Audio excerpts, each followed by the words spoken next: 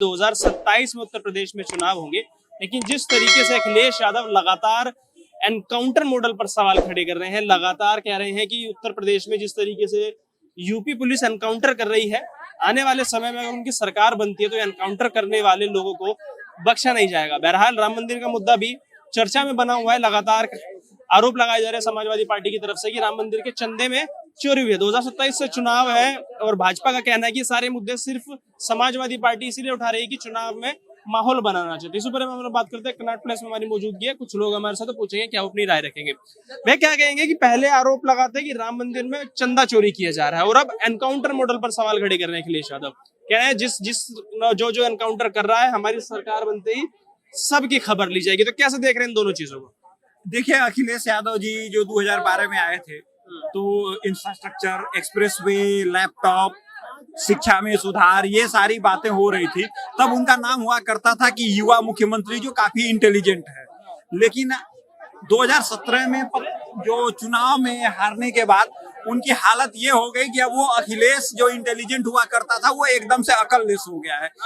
जिस इंसान को इतना भी नहीं पता है कि राम मंदिर ही ऐसा है जिसके नाते उसकी पार्टी सत्ता से बाहर हुई थी, ठीक है, बीजेपी का सबसे बड़ा कोर फैक्टर ही राम का नाम है, उसको ये चुनाव में ले आके एक बार फिर से साबित करने जा रहे हैं कि ये इंटेलिजेंट अखिलेश है, अब अकललेस बन गए हैं। क्योंकि अखिलेश यादव जी को पहले से पता है कि बीजेपी का सबसे बड़ा कोर मैटर जो है वो राम नाम का है, राम मंदिर है। अब उसको इसमें लाने की क्या जरूरत थी? भैया, एनकाउंटर, लॉ एंड ऑर्डर, तुम्हारे ऊपर सबसे पहला आरोप है मुजफ्फरपुर दंगे का, ठीक है, उसमें मुजफ्फरनगर दंगे का आरोप है जिसमें ये कंफर्म हो गया कि तुमने एक पार्टी को सपोर्ट किया था, दूसरी पार्टी के लिए कोर्ट से फटकार मिली थी, फिर आप लॉ एंड ऑर्डर पे बात करने आ जाते हैं। अपनी गलती भी तो सुधार रहे हैं ना। अगर अखिलेश मुलायम सिंह यादव की सरकार में राम भक्तों पे, कार सेवकों पे गोलियां चली तो वो कह रहे हैं कि उन्हीं राम भक्तों का चंदा जो है, मेहनत की कमाई का जो चंदा है वो चोरी किया जा रहा है। तो अब वो अपनी गलती सुधार रहे हैं। वो ये भी कहते हैं कि मैं तो सुबह से घर से बाहर निकलता हूँ तो भगवान श्री राम की पूजा करके निकलता हूँ, माता सरस्वती की पूजा करता हूँ, दुर्गा माता की पूजा करता हूँ। पहले वो कहते थे कि मैं भगवान में बिलीव ही नहीं करता हूँ। तो वो अपनी गलतियां सुधार रहे हैं तो जनता क्या पता मौका दे देना, इसलिए तो वो सारी स्टेटमेंट दे रहे हैं। भाई, इसीलिए तो नाम उनका अकललेस हो गया। वो कहते हैं मैं भगवान की पूजा करता हूँ, मैं पंडित से कंसल्ट करता हूँ, अगले दिन उनका प्रवक्ता आके बोलता है कि भैया पंडित तो वेश्या होते हैं। मतलब इसका फायदा क्या हुआ? आप बताइए। आप कहते हैं कि लॉ एंड ऑर्डर पे बात करेंगे, लॉ एंड ऑर्डर को सुधारने की कोशिश करेंगे, तब तक आप बोल देते हैं कि हम एनकाउंटर जिसने किया हम उसकी जांच करेंगे। अरे भैया, तुम पिछले 10 साल से क्या कर रहे थे? 10 साल से कोर्ट में अपील करते, 2-4 जांच करवाते, 2-4 अधिकारी सस्पेंड हो जाते। तुमको सोहराबुद्दीन एनकाउंटर जो इसरत जहान का हुआ था गुजरात में, अमित शाह को ताड़ीपार घोषित करके स्टेट बदर कर दिया गया था उनको। उनकी सारी कार्यवाही जो थी गुजरात के बाहर हो रही थी। तब तो तुम लोग आरोप लगा रहे थे तुम्हारे से तो कुछ नहीं हो रहा था। तो भैया देखिए, अखिलेश यादव जी जो अकललेस हुए हैं ना, इन्हीं कारणों से अकललेस हुए हैं। पता नहीं वो अकललेस हुए हैं कि उनके साथ रहने वाले लोगों ने उनका दिमाग खराब कर दिया है। लेकिन होना तो चाहिए ना। एनकाउंटर मॉडल पर तो लगातार वो सवाल खड़े करते हैं, कहते हैं कि भाई लोकतांत्रिक देश, संविधान से चलने वाला देश हमारा, अदालतें हैं उत्तर प्रदेश में, पुलिस प्रशासन है, ऐसे कोई मारना, गोली मार देना और उसमें भी एक वर्ग विशेष, एक धर्म विशेष के लोगों को टारगेट करना, तो कहीं ना कहीं उनके ऊपर तो, उनका तो वोट बैंक है तो उनके लिए तो फिक्र है। तो एनकाउंटर पे तो सवाल उठाऊंगा जायज है कि अदालतें अगर काम नहीं करेंगे तो एनकाउंटर से कैसे काम चलेगा? इसीलिए यही तो प्रॉब्लम है, इसीलिए तो अकललेस नाम आ गया उनका। भैया, यादव का एनकाउंटर नहीं हुआ कि पंडित का नहीं हुआ कि मुस्लिम का नहीं हुआ, भैया जो माफिया है उसका तो एनकाउंटर हो रहा है। तो भैया, अगर आपको लगता है गलत हुआ तो आप जांच करवा लेना। 5 साल मुख्यमंत्री रहे हैं, 10 साल तक आपके पिताजी मुख्यमंत्री रहे हैं, आपको नियम का पता है, कानून का पता है, सारा कुछ आपके पता है, जांच करवा लो। सत्ता में रहते हुए अमित शाह जी को स्टेट से बाहर किया जा सकता है, तो अगर इस तरीके की घटनाएं हुई हैं तो आप सवाल उठाओ ना। लेकिन करना कुछ नहीं है, इनको बयान देना है, बयान देके बीजेपी को जिताना है और फिर बीजेपी के पिच पे बैटिंग करनी है। जहां आपके पिताजी ने राम भक्तों पे गोलियां चलवाई थी, वहां पे राम मंदिर में चंदा देने वालों को आपने घोटाले का आरोप लगा दिया। अरे भैया, आपके पास प्रूफ था तो आप कोर्ट जाते, जो लोग दोषी हैं उनको सजा दिलवाते। उसके बाद में लोग कहते हैं कि भैया ऐसा है कि अब अखिलेश यादव जी समझदार हो गए हैं, वो उनका इंटेलिजेंस जो है वापिस आ गया है। इनके पिताजी ने गलती करी थी लेकिन बेटे ने उस गलती को सुधार दिया। लेकिन यहाँ ये नहीं करना है। क्या अंशु भाई कह रहे हैं अखिलेश यादव नहीं, अकलेश यादव है, वो उत्तर प्रदेश बनने का, मुख्यमंत्री बनने का सपना देख रहे हैं, ये अखिलेश को अकलेश बोल रहे हैं। सही बात है भैया, सपना सपना ही है।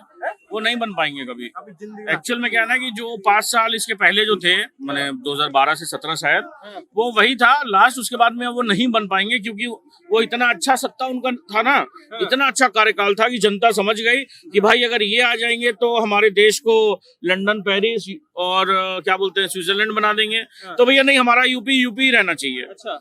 समझे? तो इसीलिए बोले कि भाई तुम जाओ, तुम आराम से मौज करो एज एन सांसद, और यहाँ देखने के लिए योगी बाबा हैं। तो देखिए बात क्या है ना, और मैं भी एज एन हिंदू, मैं तो कभी नहीं चाहूंगा कि मैंने जिसके पिता ने राम भक्तों पे गोली चलवाई हो, कार सेवकों पे गोली चलवाई हो, उसको तो मैं कभी जिंदगी में नहीं चूज करूंगा। तो वो अपनी गलती सुधार रहे हैं, एक मौका दे देना चाहिए ना। वो कह रहा है राम कैसे? मंदिर चंदा चोरी हो रहा है, सनातन धर्म, राम भक्त उनकी आस्था के साथ खिलवाड़ कर रहे हैं अभी ये आरएसएस वाले, बीजेपी वाले। तो अब उनकी एक गलती हुई, वो उनको सुधारने की कोशिश कर रहे हैं, तो चांस दे देना चाहिए। सर बात क्या है ना कि चलिए इस बार चंदा पे तो मैं बाद में आऊंगा। हाँ। ये अभी हिंदू बनने बैठे हैं ना जो, कहते हैं पूजा मैंने करके निकलता हूँ। हाँ पूजा करके निकलते हैं कुछ। मैंने ये जो चुनावी हिंदू हैं, जैसे चुनावी मेंढक बोलते हैं, वैसे चुनावी हिंदू इनको बोल दीजिए। आप ये बताइए, ये क्या बोल रहे थे कि मोदी जी की जब माँ मरी थी तो क्या बोल रहे थे कि मोदी जी ने बाल नहीं वो करवाया है। ठीक है, ये इनके जो भाई मरे प्रतीक यादव कुछ, ये बाल मुड़वाए थे। वो इवन जब वो दाह संस्कार में गए थे वहां लाल टोपी पहन के गए, और यही अंबानी की शादी में जाते हैं, वहां पे औकात नहीं थी लाल टोपी पहन के जाने का, वहां पे अखिलेश यादव बन के गए थे normal as an common man.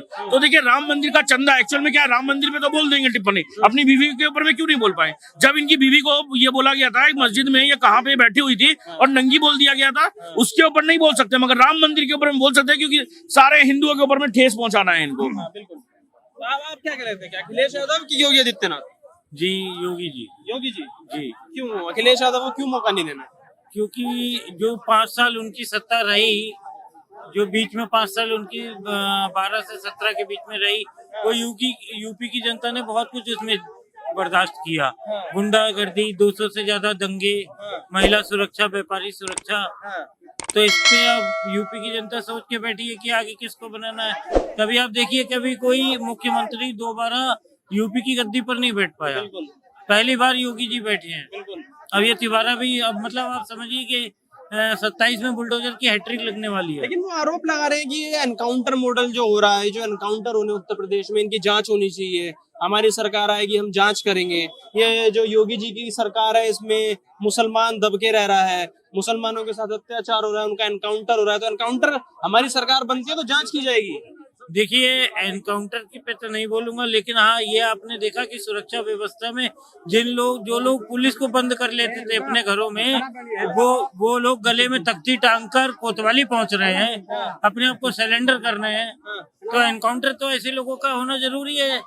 तो यूपी की जनता खुश है एनकाउंटर मॉडल से? बिल्कुल बिल्कुल बिल्कुल। उत्तर प्रदेश में मुसलमान इतना मतलब दुखी है, इतना डर गया है कि पत्थर उठा लेता है बात पे। इतना डर होगा, कोई हिंदू बताइए जहाँ पे पत्थर उठा किसी को मारा होगा?